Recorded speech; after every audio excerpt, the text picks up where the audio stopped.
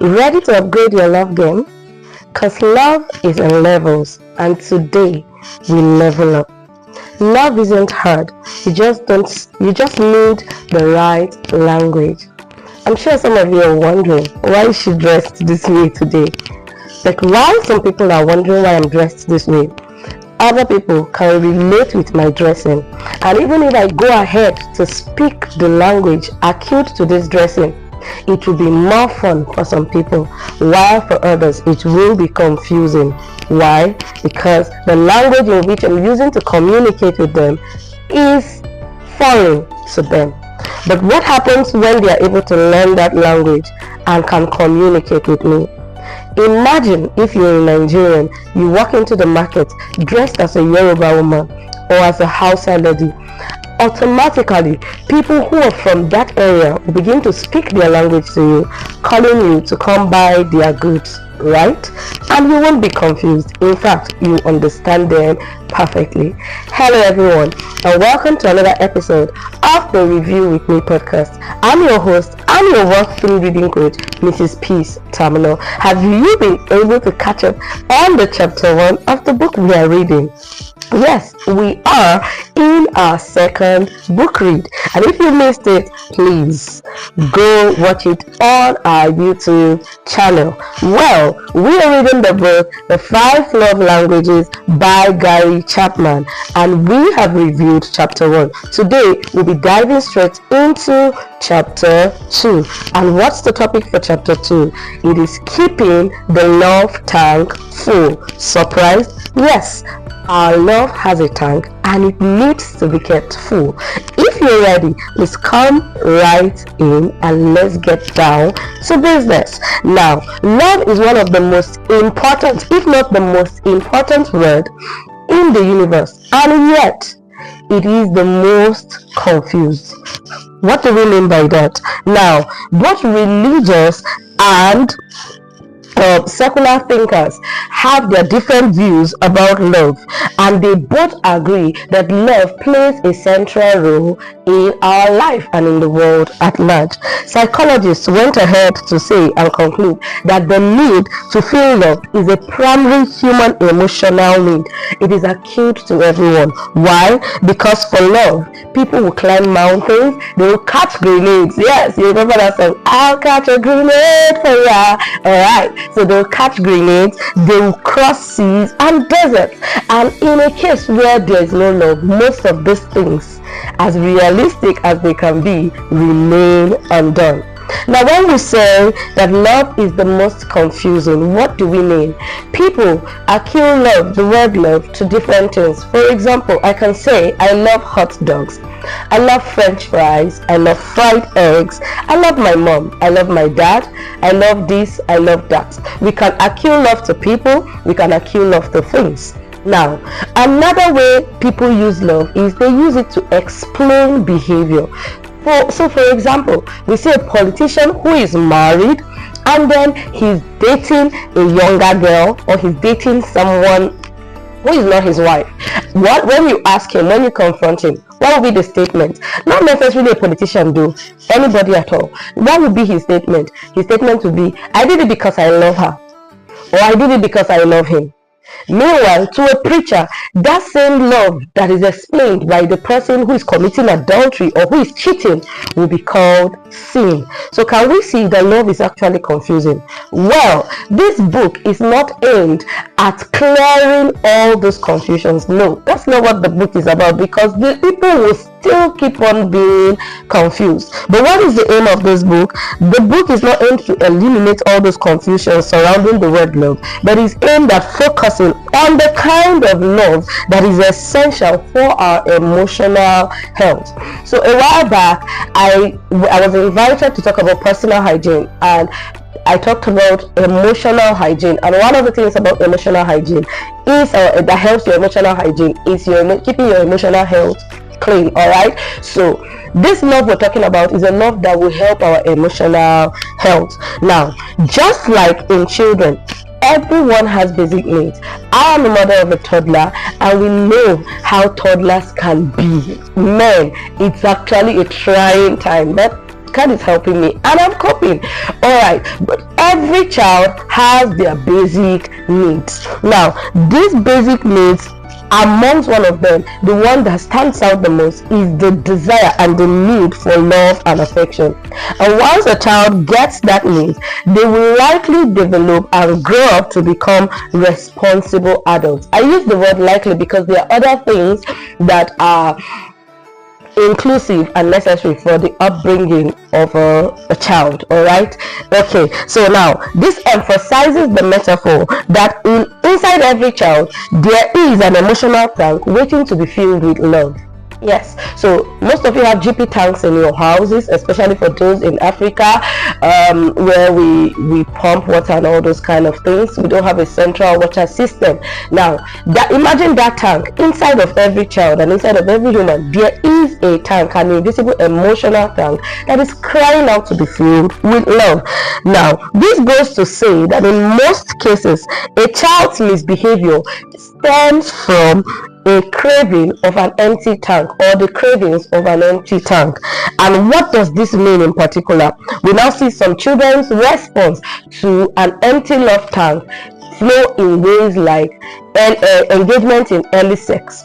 And then before you know what is happening, they get pregnant at a very early age, or some of them contract STIs. In fact, while reading this book, you see Gary talked about a young girl who got infected with who contracted some STIs, and the parents were responding, the way the parents were reacting, blah blah blah blah blah blah. And finally, when he got to talk to her, he found out that her parents divorced at the age, and when she was age 6, and she felt like, and after her parents divorced, her dad left and he never spoke to her again, and she felt like her dad left because of her, and he left because he didn't love her. Let me also take this opportunity to stress the fact that fathers, please, you are the first male figure in the life of your daughters.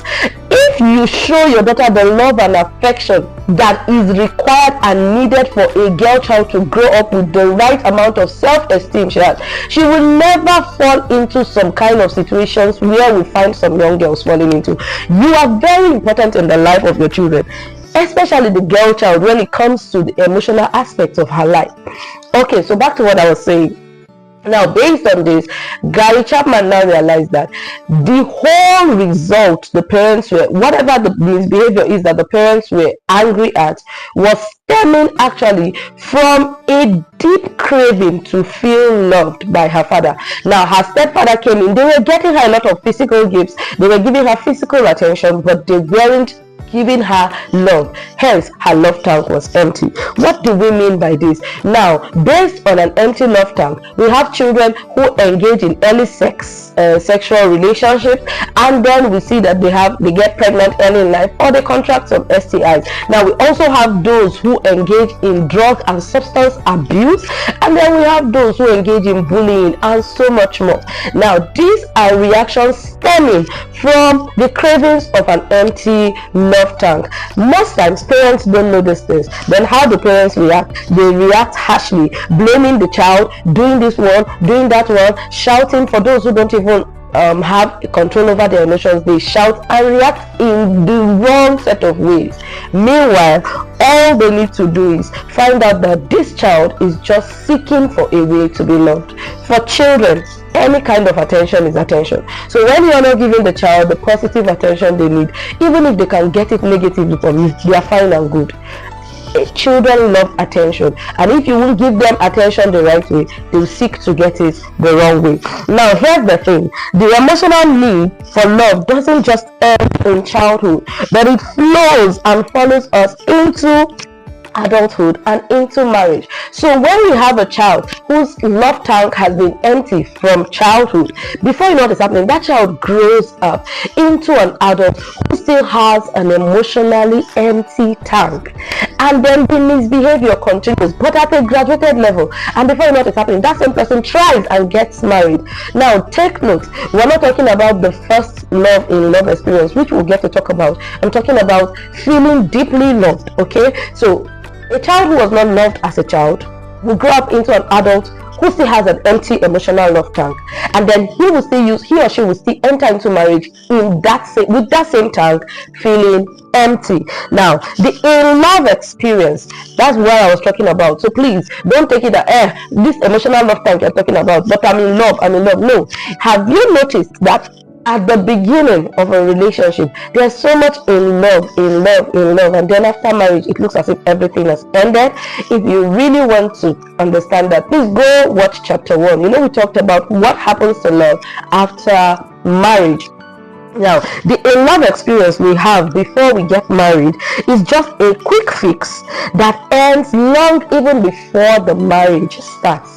So there's this in love experience that makes us feel like, okay, I'm in love, and this one and that one. But before the marriage itself begins, that in love experience ends. So it's just a quick fix, and then we are now back to the fundamental desire for a love that lasts. Check yourself. Everybody desires a long-lasting love. What does this mean? It means we all need love before falling in love, and we still need love as long as we live. Take note of that statement. We all need love before falling in love, and then we will still need that same love as long as we live. Now, every married couple needs to feel loved by their spouse. Why? Because isolation is very devastating to human psychic. Even the Bible says an idle mind is the devil's workshop. No man can survive on their own alone. Now, let me take a little time to divert. I was reading and studying my Bible, and I read, I think in the book of Judges, there was a tribe, or there was a set of people who were isolated and stayed on their own. Now, the children of Dan, the descendants of Dan, were moving, looking for extra space because their space was not enough for them. The land mass was not enough for them, so they were looking for a larger land mass. Now, the Bible says they went to spy out that land, and in the bit of spying out that land, the 5 men that went to spy out that land came back and said, these people are living in isolation. They have no business with anybody. Nobody has any business with them. They are on their own. And before you know it, I said, let's go quickly and conquer the land. And the Bible records that the children of Dan went, and they actually conquered that land, killed people, and there was nobody to help them. Why? Because they were living in isolation. Man was not meant or created to live in isolation, and that's why God's word said it is not good for man to be alone. Now, this alone does not just connote physically being alone. It also connotes emotional loneliness. So emotional loneliness is something that is quite devastating to the human psyche. Hence, every married couple desires to feel that emotional connection to their spouse. At this point, if you are not married, I don't get now. Why now? Anyway, please don't rush, okay? Take your time. There are things that need to be put in place. Alright, let's go. Anyway, while still reading this book, at this point, after this statement, Gary Chapman gave stories, real life stories of a lot of couples who came into his office complaining, asking questions with just one particular desire. The desire to feel loved, the desire to truly be loved. Now, the only thing is that he changed the names of these couples, but if you really want to, I can't start diving into those stories right now. It will make this video too long, all right? But he gave examples of a lot of couples, and one thing I love about the book is that he followed through with each couple. While writing the book, he was able to give us a walkthrough process of how he dealt with each situation and his success stories. Now, therefore, the question is, could it be that deep inside every hurting couple exists an invisible emotional love tank with its gauge running on empty? There are a lot of couples right now all over the world. By the way, before we go on, wherever you are, just hit the like button, share, subscribe, follow, and also tag that friend who you think needs this. Okay, let's go back to what we were saying. So, could it be that inside the heart of every couple, every hurting couple, is an invisible emotional love tank desiring or seeking to be filled with love? This book is actually filled with real life illustrations leading to the conviction that keeping the emotional love tank of a marriage is as important as maintaining the proper oil level off your automobile or off an automobile. What are we trying to say?